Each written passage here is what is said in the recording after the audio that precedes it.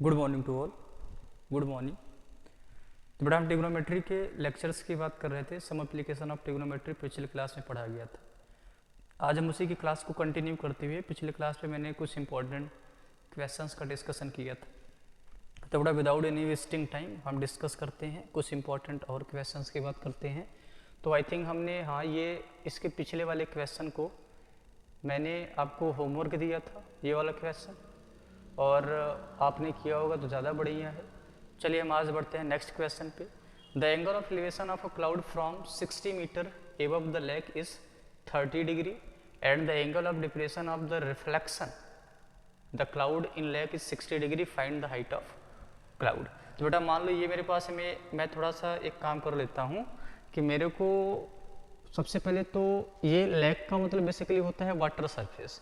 तो water surface सबसे पहले बना लेते हैं। मान लो मैंने क्या किया, ये एक्चुअल में डायग्राम बना था पहले से, कोई बात नहीं, चलिए हम आगे बढ़ते हैं। तो मान लो ये मैंने क्या बनाया, वाटर सरफेस बनाया, ठीक, ये मैंने वाटर सरफेस बनाया। अब इस वाटर सरफेस पे जरा समझना ध्यान से, इसके 60, इस सरफेस से 60 मीटर ऊपर, तो यह मान लो यहाँ से 60 मीटर ऊपर एक पॉइंट है, ठीक। इस पॉइंट से एक क्लाउड, तो मान लो ये मैंने एक क्लाउड बना लिया बेटा। इस क्लाउड का जो एंगल ऑफ एलिवेशन बना हुआ है वो कितना, तो जरा अगर ये यहाँ से इसको वॉच करेगा तो इसका हॉरिजॉन्टल लाइन ये बन जाएगी, और ये कितना है बेटा, ये है 30 डिग्री, ठीक। और यहाँ से इस क्लाउड का रिफ्लेक्शन तो नीचे बनेगा, ये मैंने नीचे बना दिया। तो यहाँ से इसके बॉटम का जो एंगल ऑफ डिप्रेशन बना है वो कितना बना हुआ है, 60 डिग्री। तो बेटा अगर ये 60 है तो मैं इसको इसके साथ भी ज्वाइन कर दे रहा हूँ, ये डॉटेड लाइन से ही ज्वाइन कर रहा हूँ। ये जरा देखना, ये वाला एंगल 60 है तो ये भी कितना हो जाएगा, 60 डिग्री। मैं एक काम करता हूँ, मैं यहाँ से भी हॉरिजॉन्टल बना देता हूँ, ये भी हॉरिजॉन्टल मैंने बना दिया। ये वाटर का लेवल थोड़ा सा मैंने डार्क कर दिया। अब जरा देखना बेटा, ये वाली लेंथ जो यहाँ से यहाँ तक की है मैं उसको h मान लेता हूँ, ठीक। तो अगर ये 60 है तो ये वाला भी कितना हो जाएगा, 60 मीटर हो जाएगा, ठीक। और ये वाली जो डिस्टेंस है ये total 60 plus h, total height यहाँ से 60 प्लस h बन रही है, और वही उसी हाइट का रिफ्लेक्शन अंदर बनेगा। यानी ये वाली जो हाइट है, ये टोटल हाइट, ये कितनी बन जाएगी, 60 प्लस h बन जाएगी। तो ये भी कितनी बन जाएगी, 60 प्लस h बन जाएगी। इंपॉर्टेंट यही था बेटा, जब आप किसी वाटर सरफेस में जैसे मान लो ये मैंने वाटर सरफेस बोला, अगर वाटर सरफेस के ऊपर मान लो ये क्लाउड है, तो मान लो ये 2 सेंटीमीटर है, तो उसके नीचे भी उसकी रिफ्लेक्शन बनेगी, वो कितने सेंटीमीटर बनेगी, 2 ही सेंटीमीटर बनेगी। आप इस चीज को दिमाग में रखिएगा।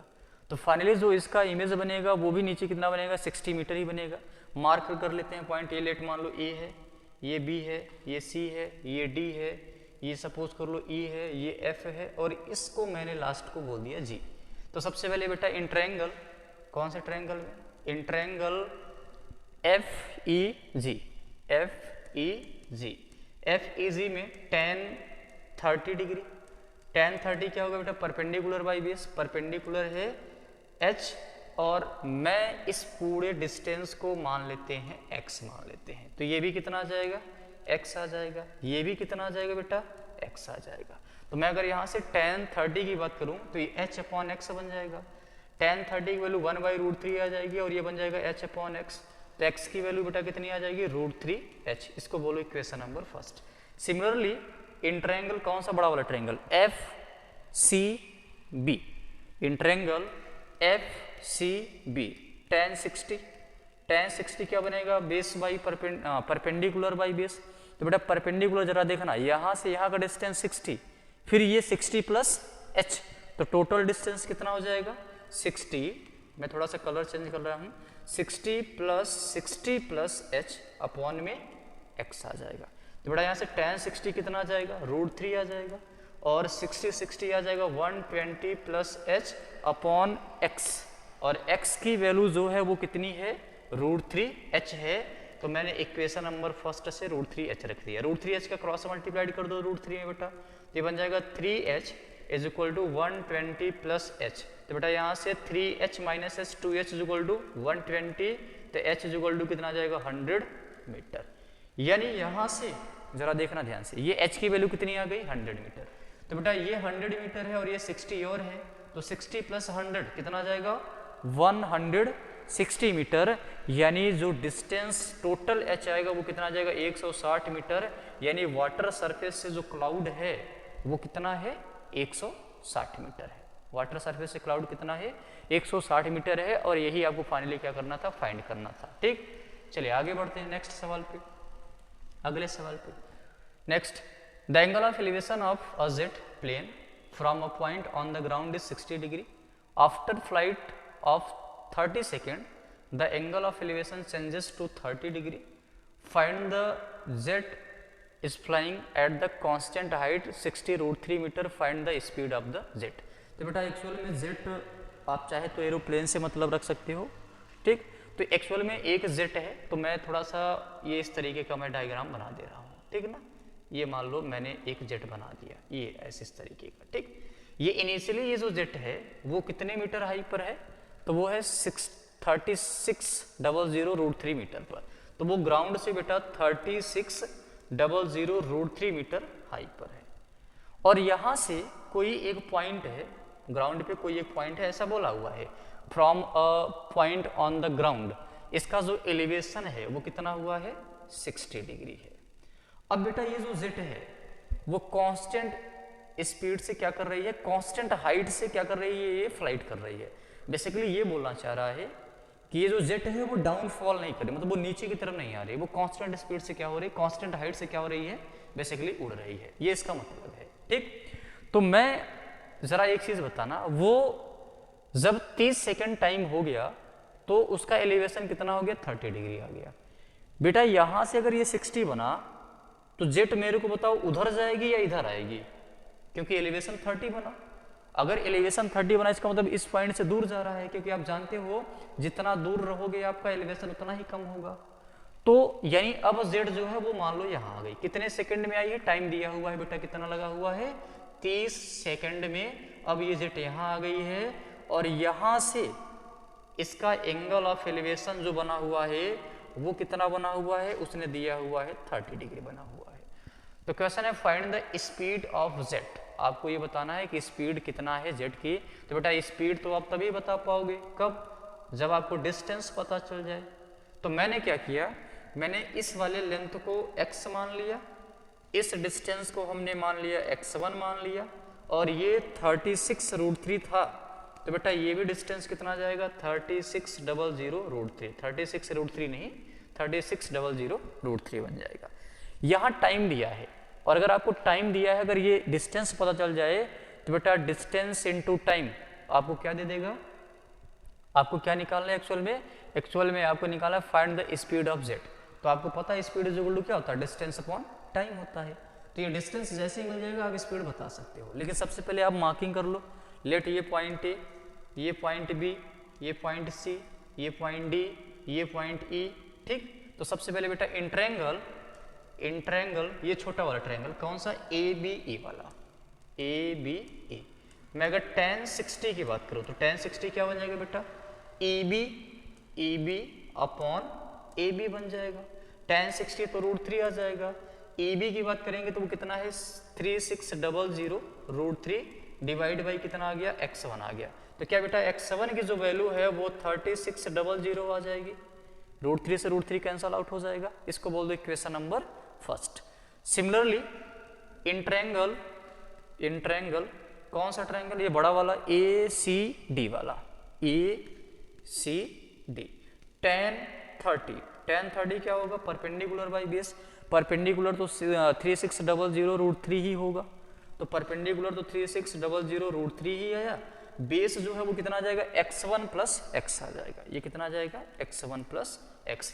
इसको सॉल्व करेंगे tan 30 1/√3 आएगा, तो बेटा ये आ जाएगा 1/√3 is equal to 3600√3 upon x1 plus x आ जाएगा। ठीक, क्रॉस मल्टीप्लाई कर देंगे तो x1 plus x equal to कितना आ जाएगा 3600√3 इंटू √3 कितना आ जाएगा 3 आ जाएगा। और x1 कितना है मेरे पास में, x1 दिया है 3600 है, तो बेटा यहाँ से x कितना आ जाएगा 3600 इंटू 3 माइनस 3600, ये x इधर मैंने लाया, तो बेटा यहाँ से x की वैल्यू कितनी आ जाएगी 3 टाइम्स ऑफ 3600। ये मल्टीप्लाइड की साइन नहीं है, ये प्लस की साइन नहीं है, ये मल्टीप्लाइड की साइन है, तो 3 टाइम से 1 टाइम निकल जाएगा तो बच जाएगा 2 टाइम्स ऑफ 3600। ये x की वैल्यू आ गई। ये डिस्टेंस जो है वो किस में है जरा बताना, मीटर में है, और टाइम किस में है, सेकंड में है। तो अगर मैं स्पीड निकालूं तो आपको पता है स्पीड s इक्वल टू क्या होता है, डिस्टेंस अपॉन टाइम। तो s इक्वल टू डिस्टेंस कितना है, डिस्टेंस अभी मैंने निकाल 2 × 3600 है, टाइम कितना है 30 सेकेंड है। बेटा 0 से 0 कट जाएगा, 3 12 जा, यानी s इज इक्वल टू कितना जाएगा, ये बेटा 12 आया, 12 2 जा कितना जाएगा 24 और 240 क्योंकि एक जीरो भी बचेगा तो ये आ जाएगा 240 मीटर पर सेकेंड। ये रहा एरोप्लेन की स्पीड। तो फाइनली एरोप्लेन की स्पीड कितनी आ जाएगी, 240 मीटर पर सेकेंड, ये एरोप्लेन की स्पीड बन जाएगी। ठीक है, चलिए आगे बढ़ते हैं नेक्स्ट क्वेश्चन पे। बेटा जिस क्वेश्चन में आपको डाउट हो, जैसे मान लो अब मैं तो इसमें केवल वीडियोस बना के आपको दे रहा हूँ, तो कभी कभी होता है कि वीडियोस में भी चीज़ें समझ में नहीं आती, तो जिसमें आपको डाउट हो जिस क्वेश्चन में, आप उस क्वेश्चन को कमेंट में आप बता दो, सर क्वेश्चन नंबर ये वाला बता दीजिए आप, तो मैं उसको अगले वाले क्लास में फिर से डिस्कस कर लूँगा, मैं फिर से समझाने का प्रयास करूँगा आपको। तो अगर कभी कभी समस्या आती है कि मान लो कोई क्वेश्चन नहीं समझ में आया, क्योंकि आप तो वीडियोज़ ही वॉच कर रहे हो, तो अगर आपको जो क्वेश्चन समझ में नहीं आ रहा है तो आप उस क्वेश्चन को कमेंट में भेजिए और बताइए सर इसका सोल्यूशन फिर से डिस्कस कर दें, तो बेटा कोई भी दिक्कत नहीं होगी, मैं उसको डिस्कस कर लूँगा। The angle of elevation of the aeroplane from a point on the ground is 60 degree. After 15 second के बाद उसका एलिवेशन 30 डिग्री हो जा रहा है। तो बेटा एरोप्लेन जो है वो 15√3 मीटर के हाइट पे उड़ रहा है, तो आपको बेसिकली बताना है कि उसका डिस्टेंस क्या होगा, सॉरी स्पीड क्या होगा। तो ये तो सिमिलर क्वेश्चन है, तो बेटा इसको आप क्या करोगे, बेसिकली आप इसको खुद ट्राई करोगे, क्योंकि ये बिल्कुल वैसा ही क्वेश्चन है जैसा भी हम किए हैं। तो इस क्वेश्चन को आप क्या करेंगे, सॉल्व करेंगे, मतलब KTK यानी इसको आप HW में रखेंगे, ये खुद ट्राई करेंगे आप। ठीक, तो सिमिलर सोल्यूशन है। आपको करना क्या है, बेसिकली ये एक एरोप्लेन आपको बना लेने हैं जो कि 1500√3 मीटर की ऊंचाई पे उड़ रहा है। इनिशियली उसका पॉइंट पर, एक पॉइंट से एलिवेशन कितना है 60 डिग्री है, फिर 15 सेकंड बाद कितना हो गया 30 डिग्री आ गया। तो 15 सेकंड में उसने कितना डिस्टेंस ट्रेवल किया वो निकाल लेंगे हम। कैसे निकालेंगे, जैसा मैंने पिछले वाले क्वेश्चन में किया। उसके बाद जैसे ही आपको वो डिस्टेंस आ जाएगा तो आपको फार्मूला लगा लेंगे, speed is equal to distance by time. तो आप speed is equal to distance by time जैसे ही करोगे आपको स्पीड मिल जाएगी। लेकिन बेटा जो स्पीड आएगी इस क्वेश्चन में एक इंपॉर्टेंट पॉइंट ये है कि आपको जो स्पीड आएगी वो मीटर पर सेकंड में आएगी। वो किस में आएगी, मीटर पर सेकंड में, लेकिन आपको निकालना किलोमीटर पर हावर में है। तो आपने फिजिक्स में एक चीज़ पढ़ी होगी कि अगर आपको स्पीड को किलोमीटर पर सेकंड, किलोमीटर पर हावर को मीटर पर सेकंड में कन्वर्ट होता था तो करना होता था, तो आप 5/18 से मल्टीप्लाइड करते थे। उसका जस्ट रिवर्स वर्क करेंगे, अगर मीटर पर सेकंड को किलोमीटर पर हावर में चेंज करना है तो हम 18/5 से क्या कर देंगे, मल्टीप्लाइड कर देंगे। 18/5 से आप जैसे ही मल्टीप्लाइड करोगे आपको वो स्पीड किस में मिल जाएगी, किलोमीटर पर हावर में। तो सबसे पहले मीटर पर सेकंड में आप निकाल के बेटा उसको किलोमीटर पर हावर में चेंज करने के लिए 18/5 से क्या कर देंगे, मल्टीप्लाइड कर देंगे, तो आपको वो सोल्यूशन मिल जाएगा। इस क्वेश्चन का आंसर क्या आएगा कमेंट में आप जरूर भेजिएगा। ठीक, तो चलिए बढ़ते हैं अगले सवाल पे, नेक्स्ट क्वेश्चन पे आ जाते हैं। अगला सवाल जरा देखो, नेक्स्ट क्वेश्चन क्या है, ये CBSE का प्रीवियस ईयर क्वेश्चन है और ये बढ़िया क्वेश्चन है। ठीक, चलिए आते हैं इस क्वेश्चन को थोड़ा समझने का प्रयास करते हैं। बेटा इसमें क्या है, an aeroplane when flying at the height of 400 meter from the ground passes vertically above the another plane at instant when angle of elevation of two plane from the same point on the ground are 60 and 45 respectively, find the vertical distance between aeroplane। Actual में इसमें क्या है कि मान लो एक ये aeroplane क्या है, अर्थ सरफेस से 4000 मीटर पे फ्लाई कर रहा है। तो क्या है कि एक दूसरा प्लेन है जो इसके ऊपर, एक दूसरा प्लेन है जो इसके ऊपर फ्लाई कर रहा है। तो आपको पहला नंबर तो ये बताना है कि इन दोनों प्लेन के बीच का डिस्टेंस, मतलब ये मेरे दोनों हैंड्स के बीच का डिस्टेंस आपको बताना है। ठीक, और उसके एलिवेशन, जो ये वाला प्लेन है इसका भी एलिवेशन ग्राउंड से दिया हुआ है, ऊपर वाला जो प्लेन है उसको भी एलिवेशन आपको दिया हुआ है। तो बेटा मैंने क्या किया, मान लो ये मेरे पास में एरोप्लेन है, ये मैंने बना लिया। ये ग्राउंड से कितने मीटर हाइट पर उड़ रहा है, तो वो आपको दिया है 4000 मीटर पे, ये मैंने बना लिया। इसके ऊपर एक दूसरा प्लेन है, वो मैंने बना लिया यहाँ पे, ठीक। और इस ग्राउंड पे कोई एक पॉइंट है, यहाँ से इसके एंगल ऑफ एलिवेशन गिवन है, कितने हैं 60 डिग्री एंड कितने हैं 45 डिग्री। तो जरा मेरे को ये बताना कि ये वाला एंगल, ये मैं बना देता हूँ पहले, फिर मैं आपसे पूछता हूँ कि ये वाला एंगल 45 होगा या ये वाला 45 होगा। देखो अगर आप सेम पॉइंट से कम हाइट वाली ऑब्जेक्ट को वॉच करोगे तो उसका एलिवेशन कम होगा, ज्यादा हाइट वाली ऑब्जेक्ट को वॉच करोगे तो थोड़ा सा ज्यादा ऊपर देखना पड़ेगा, और ज्यादा ऊपर देखोगे तो जो एलिवेशन होगा वो क्या होगा, बढ़ जाएगा। ये बात समझ में आई सबको। तो बेटा ये वाला जो है छोटा वाला एंगल कितना होगा 45, बड़ा वाला कितना हो जाएगा 60 डिग्री, और आपको ये डिस्टेंस मैंने x मान लिया, ठीक। और ये जो डिस्टेंस है इसको हम क्या मान लेते हैं, h मान लेते हैं। और बेटा आपको डिस्टेंस बिटवीन प्लेन तो h ही है ना, तो फाइनली फाइंड क्या करना है आपको h की वैल्यू। तो लेट ये पॉइंट A है, ये पॉइंट B है, ये पॉइंट मैंने C मान लिया, ये पॉइंट मैंने D मान लिया। तो सबसे पहले बेटा इन ट्रायंगल ये जो 45 डिग्री वाला ट्रायंगल है, तो सबसे पहले इन ट्रायंगल कौन सा ABC tan 45 क्या बन जाएगा बेटा, ये बन जाएगा BC/x। ये CBSE का प्रीवियस ईयर है, 2023 का है या 2019 का है, ऐसे ही मेरे को एग्जैक्ट डेट नहीं पता, लेकिन ये CBSE के प्रीवियस ईयर ही है। ये बन जाएगा BC/ कितना आ जाएगा x बन जाएगा, tan 45 1 आ जाएगा, BC है 4000, तो बेटा ये हो जाएगा 4000/x। तो x की वैल्यू कितनी आ गई 4000 मीटर। तो डिस्टेंस तो ये पता चल गया कि जो प्लेन है उसका ग्राउंड से जो डिस्टेंस आ रहा है वो कितना आ जाएगा, वो एक्चुअल में आ रहा है 4000 मीटर आ रहा है, ठीक। अब अगर मैं बड़े वाले ट्रायंगल में यूज करूं tan 60, तो tan 60 क्या बन जाएगा जरा देखना ध्यान से, ये बन जाएगा h + 4000 और डिवाइड बाई कितना आ जाएगा x आ जाएगा। तो tan 60 तो √3 होता है, h + 4000 एज इट इज रहा।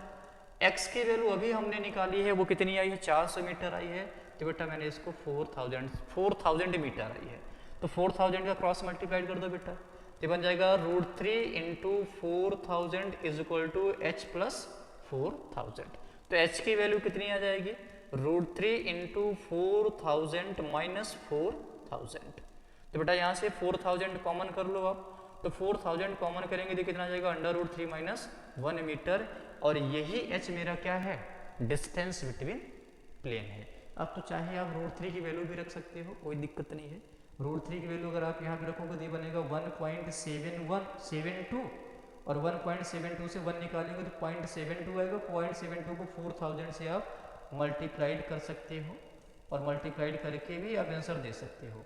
लेकिन √3 की वैल्यू एक अच्छी सीख की बात ये है, √3 की वैल्यू आपको रखना तभी है जब वो क्वेश्चन में मेंशन हो, अगर नहीं दिया है तो आपको पंगा नहीं लेना है, क्योंकि अगर आप वैल्यूज रखोगे हो सकता है अगर डेसिमल में मिस्टेक हो जाएगा तो आपके मार्क्स कटने के चांसेस बन सकते हैं, ठीक। तो इस चीज़ का आप ध्यान रखेंगे।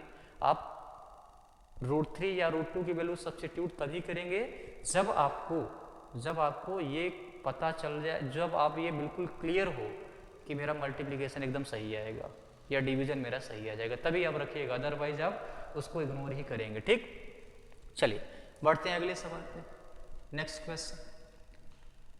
अगला जरा देखना, ये मेरे पास में बढ़िया सवाल है। A straight highway leads the foot of tower, a man standing on the top of tower observe a car angle of depression 30 degree which approaching to foot of tower with uniform speed 6 second later the angle of depression of car is found to be 60 degree. Find the further time taken by car to reach the foot of tower.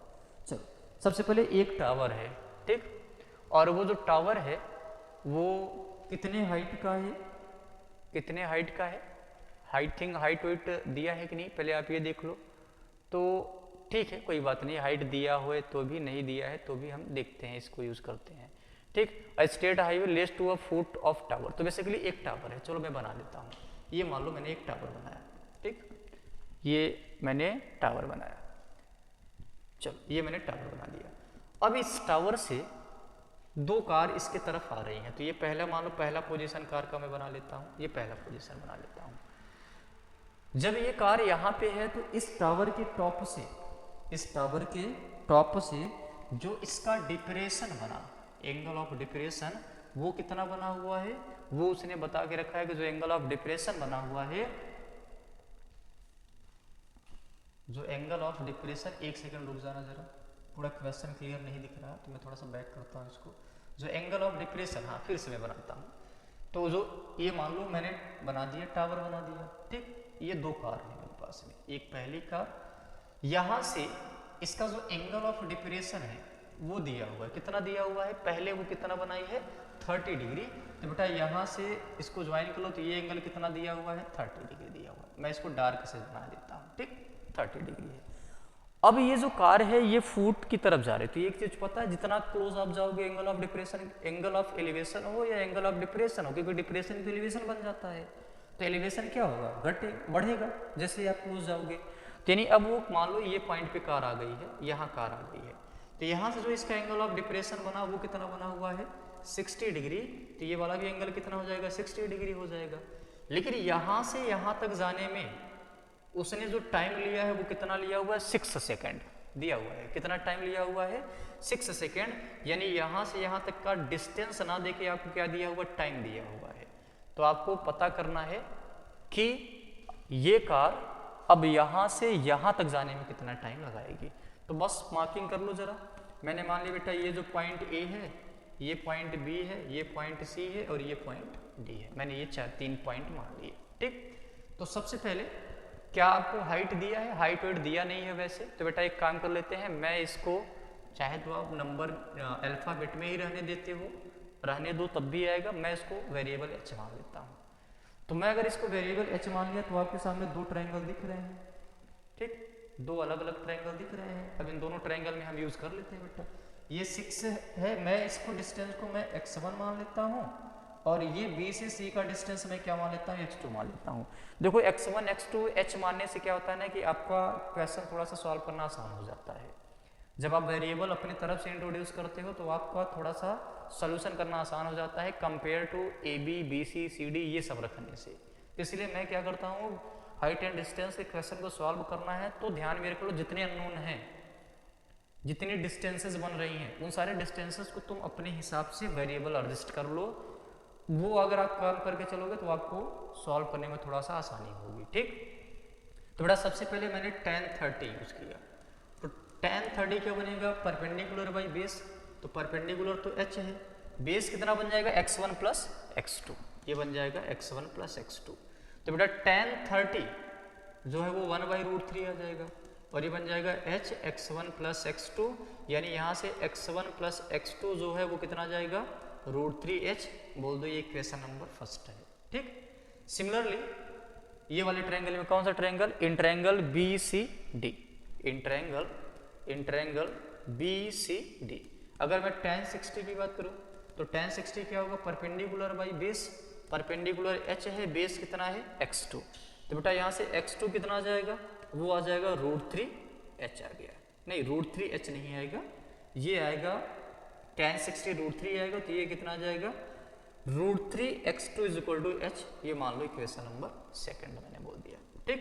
अब जरा समझना ध्यान से, a से b का distance क्या है मेरा x1, b से c का डिस्टेंस कितना है मेरे पास में x2। तो बेटा एक काम कर लेते हैं, यहाँ से मैं इस h की जगह पे मैं √3x2 रख दे रहा हूँ, इस h की जगह पे मैं √3x2 रख दे रहा हूँ। तो फ्रॉम फर्स्ट मैं h के प्लेस पर क्या रख दिया √3x2, तो बेटा ये बन जाएगा x1 plus x2 is equal to 3, ये √3 है और h के प्लेस पर मैंने रख दिया √3x2 रख दिया।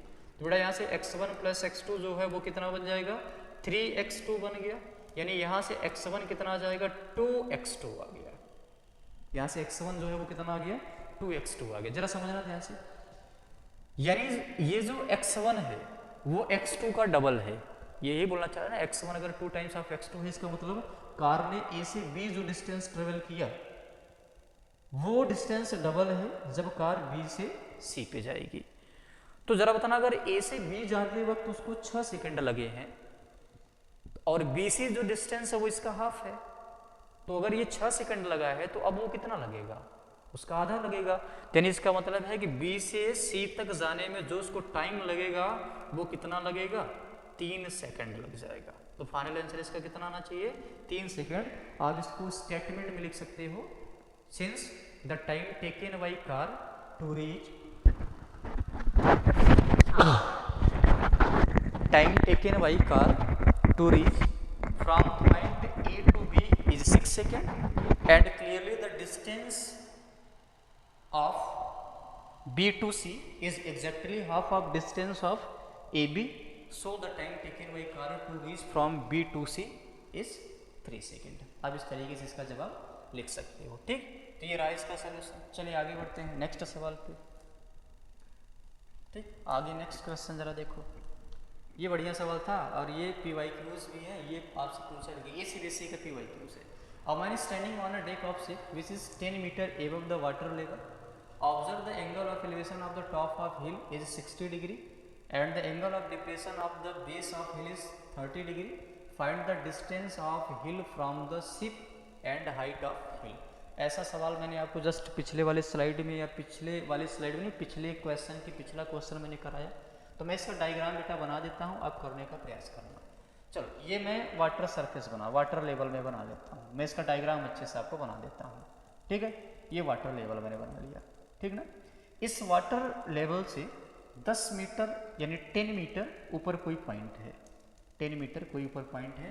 तो बेटा ये मैं 10 मीटर ऊपर कोई पॉइंट बना लिया, ये 10 मीटर कोई ऊपर पॉइंट है, 10 मीटर ऊपर कोई पॉइंट है। Observe the angle of elevation of the top of hill, एक हिल है तो मैं ये हिल बना लेता हूँ, ये मैं एक इस तरीके का हिल बना लेता हूँ। तो बेटा ये जितना ऊपर है उतना ही नीचे भी बनेगा, क्योंकि आपको मैं हर बार बताया हूँ, मैं आपको कंसेप्ट में बताया था कि जब आपको वाटर सरफेस दिखेगा तो जितना ऊपर आप बनाओगे उतना ही डायग्राम नीचे भी बनाना होता है, क्योंकि वाटर सरफेस में क्या होता है, वाटर लेवल में क्या होता है, शैडो बनती है। ठीक, तो बेटा जब यहाँ से इसको वॉच किया गया तो जो एंगल ऑफ एलिवेशन बना वो कितना बना हुआ है, 60 डिग्री। तो ये इसका हॉरिजॉन्टल बना लो आप, ये एंगल कितना बना हुआ है, 60 डिग्री।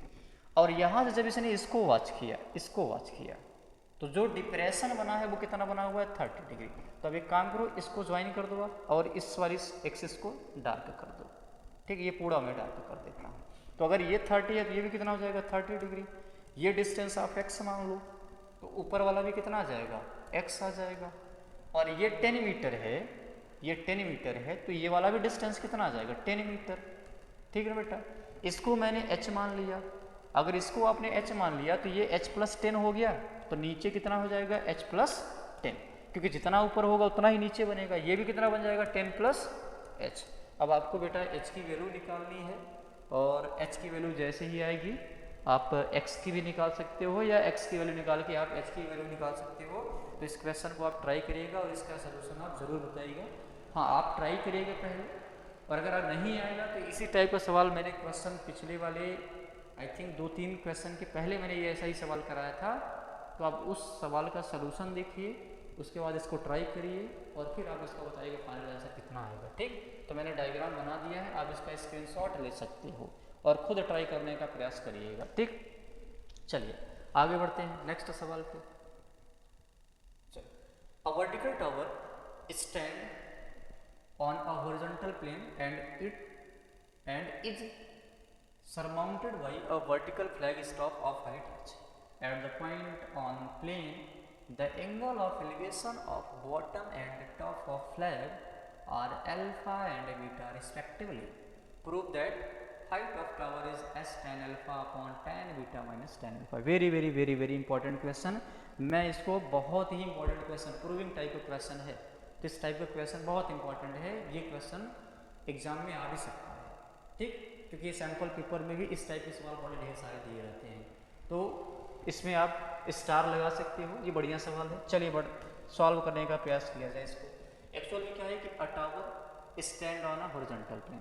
तो बेटा सबसे पहले मैंने ये प्लेन बनाया और इस प्लेन पर एक टावर मैंने बना दिया, थोड़ा सा छोटा ही बनाते हैं ना, ये टावर मैंने बना दिया। इस टावर पर एक फ्लैग है जिसकी हाइट क्या है, h है। तो बेटा मैंने ये फ्लैग बना दिया। ठीक, ये मैंने फ्लैग बना दिया और ये कितने हाइट का है, तो ये h हाइट का है। ध्यान में रखना, उसने स्मॉल h बोला है तो आपको भी स्मॉल h ही बनाना है।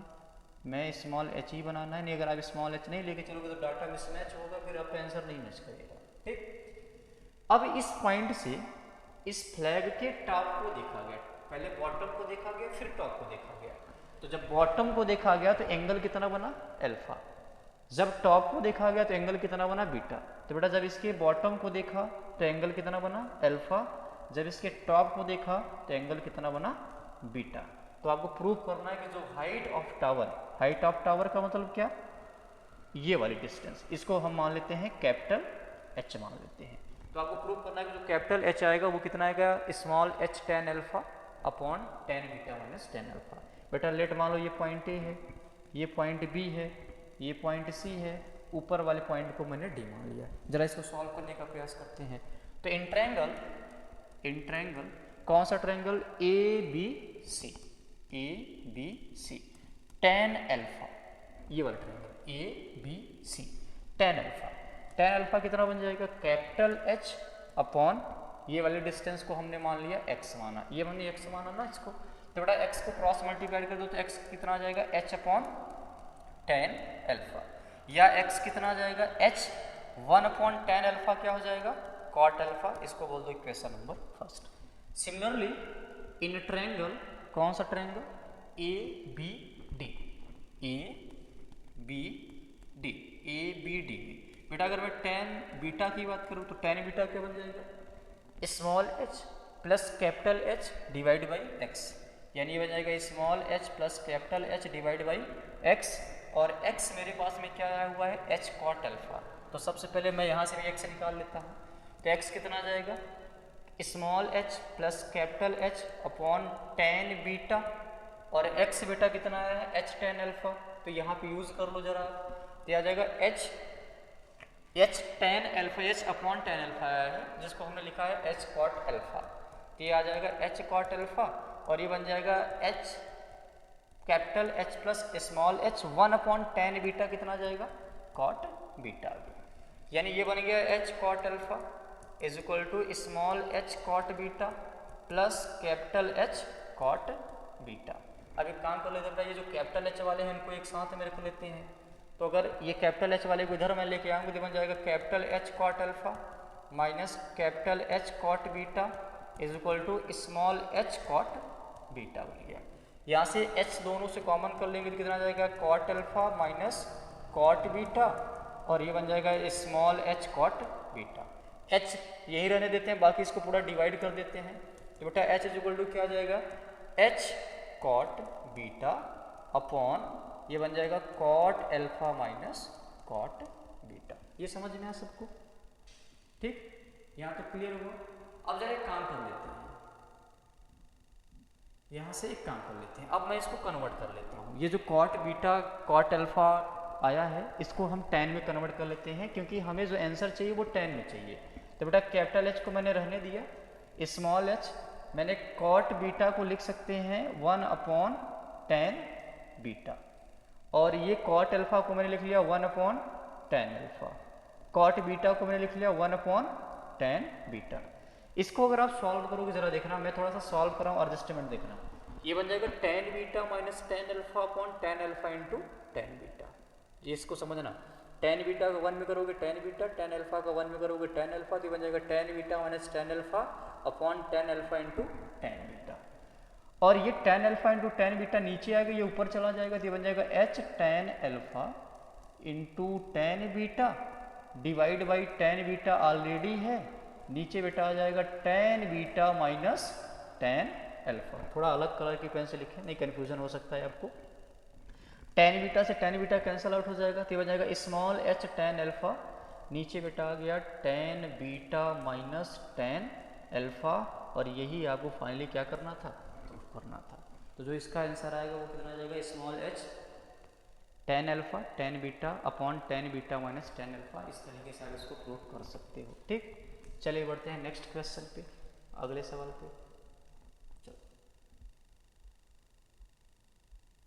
ये सवाल जरा देखो, ये वाला सवाल भी इंपॉर्टेंट है, ये प्रीवियस ईयर का ही सवाल है, ये भी प्रीवियस ईयर का ही सवाल है। क्या दिया हुआ इसमें, an aeroplane vertically above the straight horizontal road Then angle of depression of two consecutive milestone on opposite side the aeroplane are observed to be alpha and beta, so that the height of milestone height in miles of aeroplane above the road is given by tan alpha tan beta upon tan alpha into tan beta.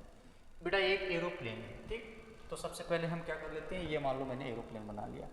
देखो milestone का मतलब क्या है, जब milestone का मतलब क्या, जैसे आप रोड पे चलते हो बेटा तो उसमें डिस्टेंस मेजर करने के लिए, डिस्टेंस बताने के लिए स्टोन लगा होता है, और स्टोन में लिखा रहता है कि यहाँ से आप कहीं जाओगे या यहाँ से मान लो जैसे आप किसी प्लेस का नाम लो, मान लो आप यहाँ से ए प्लेस पे जाओगे तो उसका डिस्टेंस 1 किलोमीटर होगा, ऐसा। तो अगर वो दोनों माइलस्टोन की बात करें तो वो दोनों माइलस्टोन 1 किलोमीटर की दूरी पर होते हैं। तो बेसिकली माइलस्टोन का मतलब ये होता है कि दो स्टोन्स के बीच का जो डिस्टेंस है वो कितना है, 1 किलोमीटर या 1 माइल भी आप लिख सकते हो, कोई दिक्कत नहीं, ठीक। चलिए, तो ये सबसे पहले बेसिकली मेरे पास में क्या है कि एक एरोप्लेन है, ठीक। ये एरोप्लेन है जो कुछ हाइट पे क्या कर रहा है, फ्लाई कर रहा है, तो मैंने इसको ऐसे बना लिया, ठीक। अब यहाँ से दो कंसेक्यूटिव माइलस्टोन है, तो ये पहला माइलस्टोन मैंने बना लिया और इधर मैंने दूसरा माइलस्टोन बना लिया। इनके बीच का जो डिस्टेंस है वो कितना होगा, 1 माइल होगा, ये डिस्टेंस 1 माइल है। यहाँ से इसने ऑब्जर्व किया तो जो एंगल ऑफ एलिवेशन बना वो अल्फा बना, यहाँ से इसने ऑब्जर्व किया तो एंगल ऑफ एलिवेशन कितना बना, बीटा बना।